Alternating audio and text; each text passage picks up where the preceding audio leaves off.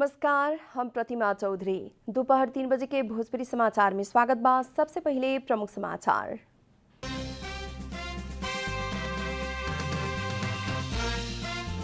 प्रधानमंत्री नियुक्ति या संसद विघटन संबंधी मुद्दा में आज सभामुख की तरफ से बहस जारी। आज हुई निवेदक के जवाबी बहस। राष्ट्रीय सभा की बैठक संसद भवन नया बानेश्वर में जारी। प्रधानमंत्री ओली की तरफ से राष्ट्रीय समावेशी आयोग के दूसर का वार्षिक प्रतिवेदन पेश। उपत्यका के तीनों प्रमुख जिलाधिकारी सबके बैठक आज बैठ रहल। जारी निषेधाज्ञा के थप सहज बनावे बारे में छलफल होगी। अफ्रीका से यूरोप खातिर प्रस्थान कैल आप्रवासी सब चढ़ल डुंगा ट्यूनिशिया नजदीक दुर्घटना। 43 अवैध आप्रवासी की मृत्यु। और ब्राजील में जारी कोपा अमेरिका फुटबॉल के सेमीफाइनल समीकरण पूरा। सेमीफाइनल में ब्राजील विरुद्ध पेरू, अर्जेंटीना विरुद्ध कोलंबिया भिड़ी।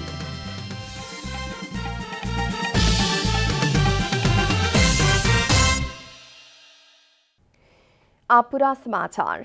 प्रधानमंत्री नियुक्ति आ संसद विघटन संबंधी मुद्दा में आज सभामुख अग्निप्रसाद सापकोटा की तरफ से बहस हो रहा बा।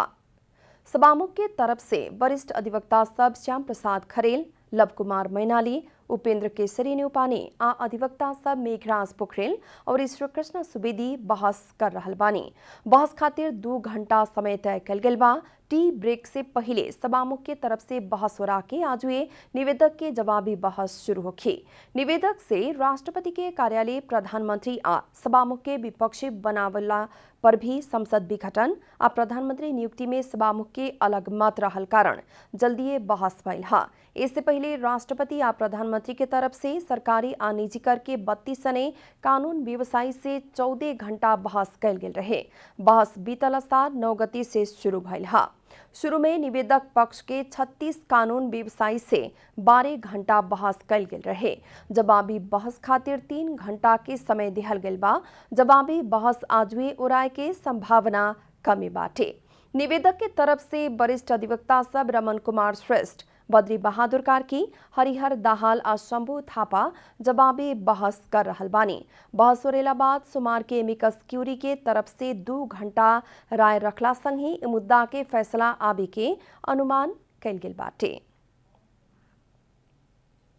राष्ट्रीय सभा के बैठक आज बैठ रहल बा। संघीय संसद भवन नया बानेश्वर में बैठक के 2 प्रतिवेदन पेश होगी। आज के बैठक में प्रधानमंत्री केपी शर्मा ओली के तरफ से राष्ट्रीय समावेशी आयोग के दूसर का वार्षिक प्रतिवेदन सभा समक्ष पेश करे के संभावित कार्यसूची बाटे। वही लेखा प्रत्यायोजित व्यवस्थापन आ सरकारी आश्वासन समिति के सभापति रामनारायण बिडारी समिति के दूसर का वार्षिक प्रतिवेदन भी सभा समक्ष पेश करे के कार्यसूची रहल बतावल गेल बा। उपत्यका में जारी निषेधाज्ञा के बारे में छलफल करे खातिर आज प्रमुख जिला अधिकारी सबके बैठक बैठ रहल बा। उपत्यका में जारी निषेधाज्ञा आज आधा रात से उड़ा रहल बा। पिछला बार थप कल गेल निषेधाज्ञा की अवधि उड़ाते ही अभी कुछ देर में बैठक बैठे लागल हा। आज बैठे वाला बैठक से इससे पहले प्रतिबंधित क्षेत्र के थप सहज बनावे के बारे में छलफल होखे के काठमांडू के सीडीओ काली प्रसाद पराजुली बतौले बानी। पिछला बार सार्वजनिक यातायात में जोर बिजोर प्रणाली अपना के 25 सीट से बेसी सीट भइल सार्वजनिक यातायात संचालन कैल गेल रहे। वही लेखा सभी किस्म के दुकान सभी दिन भर खोले के दिहल गेल बा। थप क्षेत्र के भी सहज बनावे के बारे में स्वास्थ्य मंत्रालय के साथ राय मांग के निर्णय होखे के बतावल गेल बा। इस साल के बाढ़ आ भूस्खलन के चलते आज सवेरे 8 बजे तक 39 जने के मृत्यु भइल बा। गृह मंत्रालय अंतर्गत के राष्ट्रीय आपातकालीन कार्य संचालन केंद्र द्वारा अध्यावधि कल गेल विवरण में 2078 जेठ 31 गते से आषाढ़ 20 गते सवेरे 8 बजे तक 39 जने के मृत्यु भइल उल्लेख बाटे। बाढ़ आ भूस्खलन के कारण 46 जने घायल भइल बाड़न सन त 31 जने अभी भी बेपत्ता रहल राष्ट्रीय आपातकालीन कार्य संचालन केंद्र जनौले बाटे। बाढ़ आ भूस्खलन के चलते 5 से 5 गो निजी घर पूर्ण रूप में क्षतिग्रस्त हो गल बा। वही लेखा 1 से 12 निजी घर में आंशिक क्षति पुगल राष्ट्रीय आपातकालीन कार्य संचालन केंद्र से सार्वजनिक कैल गेल विवरण में उल्लेख बाटे।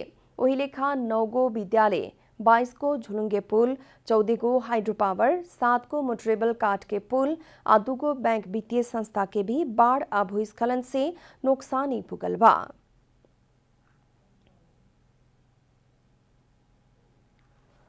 रामेछाप के मंथली नगरपालिका वार्ड नंबर 2 कठजोर के पिपले में भूस्खलन में मुना के एक परिवार के 15 लाख बराबर के नुकसानी भइल बा।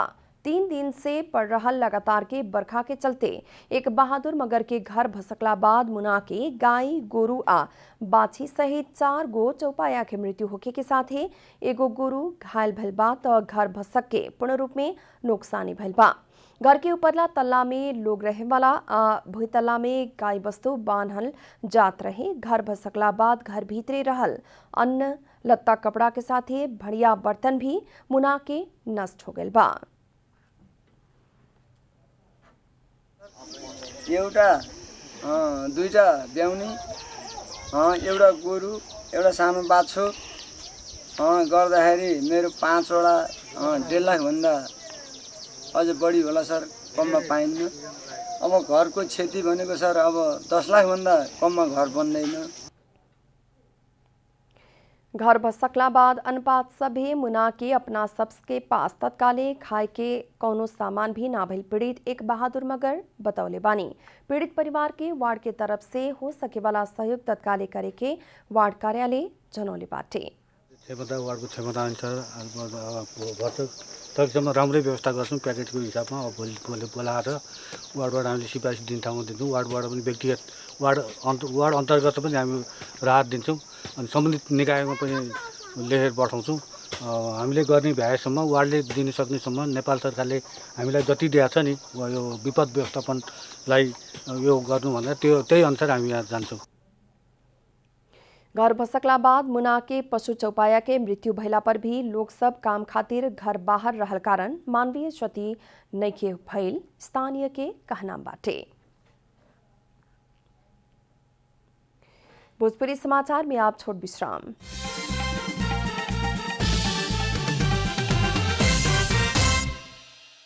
भोजपुरी समाचार में आप बाकी समाचार।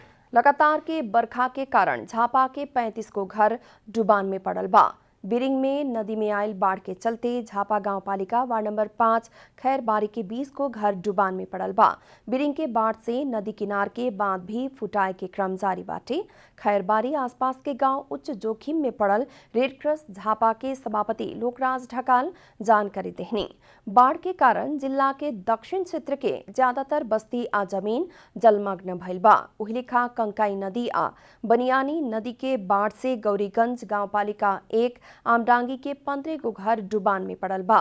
उही लेखा शिव सताक्षी नगरपालिका 5 भेलामुनि में कंकाई के बाढ़ से बांध कटान शुरू कल गेल बा। ओ बांध भसकला पर नगर के रिंग रोड, 2 गो सामुदायिक विद्यालय, 2 गो मंदिर आ 48 को घर जोखिम में पड़े के वार्ड अध्यक्ष सत्यनारायण राजवंशी बतौले बानी।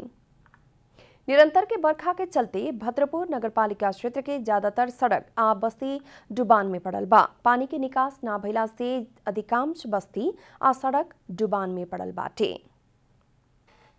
सशस्त्र द्वंद्व के क्रम में क्षतिग्रस्त कपिलवस्तु प्रहरी के दर्जन से बेसी भवन लंबा समय तक पुनः निर्माण नइखे हो सकल। बृहत शांति समझौता भइल 1.5 दशक होके लगला पर भी संवेदनशील मानल गयल प्रहरी के भवन पुनः निर्माण ना भइला से जीर्ण भवन से काम करे पड़े के बाध्यता बाटे। जनता के जीव धन के सुरक्षा 24 घंटा खटे वाला प्रहरी निरीक्षक से सहायक निरीक्षक दरबंदी रहल प्रहरी के भवन निर्माण नइखे हो सकल। अभी तक निर्माण ना भइल भवन में बगही, पकड़ी, मरजादपुर, सुंदरी डाँडा, लिंक गेट लगायत के दर्जन से बेसी रहल प्रहरी सब जनौले बाटे। सशस्त्र द्वंद्व के बेरिया क्षतिग्रस्त मध्य जिला प्रहरी कार्यालय पिपरा, गुरुसिंगे, पत्थरकोट, चंद्रौटा, कृष्णनगर के भवन निर्माण संपन्न हो चुकल बा। कपिलवस्तु में जिला प्रहरी कार्यालय सहित 50 को जगह से प्रहरी से सेवा देती आ रहल प्रहरी नायब उपरीक्षक धर्मराज भंडारी जानकारी देहनी। समय में काम ना भइल कत असार अंतिम तक सरकारी निकाय से करोड़ों रुपया बजट फ्रीज भइल बतौला पर भी जीर्ण भवन निर्माण में संबंधित निकाय के ध्यान जाए नहीं खे सक रहल। पूर्वाधार विकास कार्यालय 5 थर निर्माणकर्ता के बीच सूचना आह्वान करके देहल गई योजना रकम अभाव के कारण टूटे लागल बा। पूर्वाधार विकास कार्यालय 5 थर के निमित्त प्रमुख ललित कुमार चौधरी द्वारा जिला में संचालन हो रहल 4 गो योजना टूटल बतावल गई बा। प्रदेश सरकार से विनियोजन भइल 50 लाख से 2 करोड़ तक के योजना रद्द कल गेल बाटे। 50% काम भइसकेको थियो भने कुनैमा 60% र कुनैमा चाहिँ अलिक कमै पनि 40% पनि भएको थियो, काम भएको थियो। हामीले भएको कामको चाहिँ पैसा चाहिँ भुक्तानी दियौँ। प्रदेश सरकारले खालि त्यो भएको कामको मात्रै पैसा पठाइदियो। जति काम त हामी बिल बनाएर पठायो मन्त्रालय, अनि त्यही अनुरूप पैसा पठायो, त्यति मात्रै भुक्तानी गर्यो र पछि चाहिँ अरू चाहिँ बाँकी चाहिँ काम नगर्ने भयो र ठेगाहरू समाप्ति गर्यो, टर्मिनेट गर्यो। ताप्लेजुङ सुकेटार हवाई मैदान 5 थर के नौमी डाँडा घुर्मिसी सड़क जोरपोखरी जोरपाटी मेमिङ सड़क आ थरपू दहाल गांव सिनाम ताप्लेजुङ सड़क समझौता से तोड़ल गई बा। कोरोना महामारी के असर से पिछला साल से प्रदेश सरकार द्वारा रकम ना पेठैला बाद योजना तोड़ल गई है। भने हामीले हाम्रो कार्यान्वयन योजना चाहिँ अगाडि नबढाउ पनि त्यो चाहिँ यसपालि चाहिँ हाम्रो भन्दा राम्रो बजेट चाहिँ सङ्घ सरकारबाट परिसकेको अवस्था छ र त्यो कुनैको त ठेका नै निकालिसक्यो। जस्तो कि अब सुकेटार पाथीवरा सडकमा चाहिँ अर्बको झन्डै 1 अरबको ठेका निकालिसकेको छ कालो पत्रे गर्ने भनेर। त्यसरी नमिन्डा गुरुसी पञ्चमी सडकको चाहिँ 8 करोड रुपियाँ परिसकेको छ। काम कैल रकम भी न मिला बाद करोड़ों घाटा भइल निर्माण व्यवसायी सबके शिकायत बाटे। अब आर्थिक समाचार।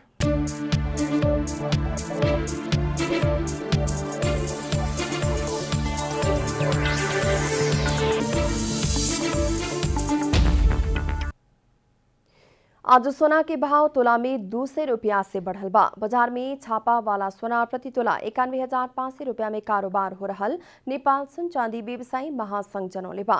सुक्के छापा वाला सोना प्रति तोला 91,300 रुपया में कारोबार भइल रहे। आजू तेजाबी सोना प्रति तोला 91,000 रुपया में कारोबार हो रहल बा। चांदी प्रति तोला 1,325 रुपया में कारोबार हो रहल महासंघ जनौले बाटे। भोजपुरी समाचार में फिर छोट विश्राम।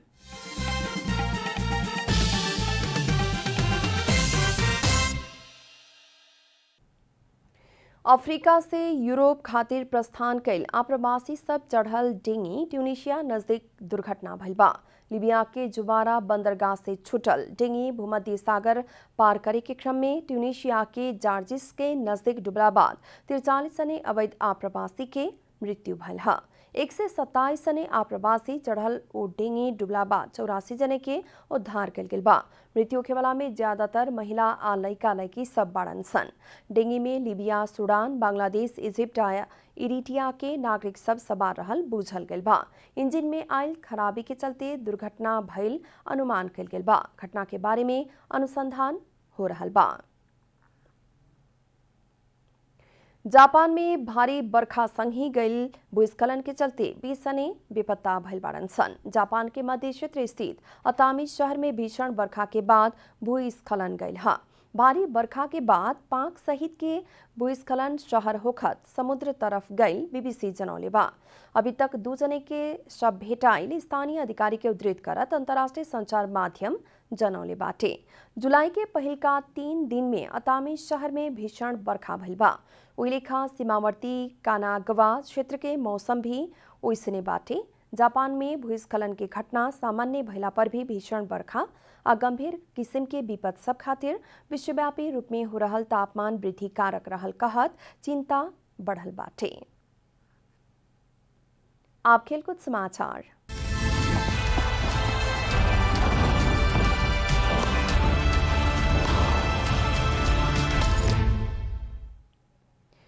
ब्राजील में जारी कोपा अमेरिका फुटबॉल के सेमीफाइनल समीकरण पूरा भइल बा। शनिचर के सवेरे अर्जेंटीना आ इक्वेडर बीच के क्वार्टर फाइनल खेल उड़ैला संगी अंतिम 4 में पुगे वाला टोली के तय भइल है। इस संस्करण में अर्जेंटीना साबिक विजेता ब्राजील, कोलंबिया आ पेरू से सेमीफाइनल में स्थान बनावल गइल बा। अर्जेंटीना इक्वेडर के 3-0 से हरावत सेमीफाइनल में आपन स्थान पक्का कैलक है। अब सेमीफाइनल में अर्जेंटीना कोलंबिया के साथ खेली। कोलंबिया क्वार्टर फाइनल में उरुग्वे के पेनाल्टी शूटआउट में 4-2 से हरौलक है। ब्राजील सेमीफाइनल में पेरू के साथ भिड़ंत करी। ब्राजील क्वार्टर फाइनल में चिली के 1-0 से हरौलख। पेरू पैराग्वे के पेनाल्टी शूटआउट में 4-3 से हरौले रहे। सेमीफाइनल खेल तालिका नेपाली समय मुताबिक मंगर के सबेरे 4:45 बजे ब्राजील विरुद्ध पेरू और बुध के सबेरे 6:45 बजे अर्जेंटीना और कोलंबिया के बीच खेल होगी। अंत में प्रमुख समाचार फिर एक बार। प्रधानमंत्री नियुक्ति या संसद विघटन संबंधी मुद्दा में आज सभामुख की तरफ से बहस जारी। आज हुए निवेदक के जवाबी बहस। राष्ट्रीय सभा के बैठक संसद भवन नया बानेश्वर में जारी। प्रधानमंत्री ओली के तरफ से राष्ट्रीय समावेशी आयोग के दूसर का वार्षिक प्रतिवेदन पेश। उपत्यका के 3 प्रमुख जिलाधिकारी सबके बैठक आज बैठ रहल। जारी निषेधाज्ञा के थप सहज बनावे के बारे में छलफल होगी। अफ्रीका से यूरोप खातिर प्रस्थान कैल आप्रवासी सब चढ़ल डेंगी ट्यूनिशिया नजदीक दुर्घटना। 43 अवैध आप्रवासी के मृत्यु। और ब्राजील में जारी कोपा अमेरिका फुटबॉल के सेमीफाइनल समीकरण पूरा। सेमीफाइनल में ब्राजील विरुद्ध पेरू, अर्जेंटीना विरुद्ध कोलंबिया भिड़ी।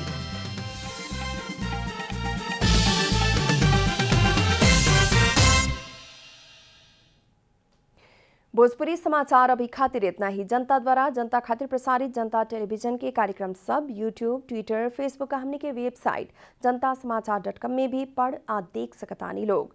सूचना में अपने के सहभागिता, समय में समाचार, हमने के प्रतिबद्धता। नमस्कार।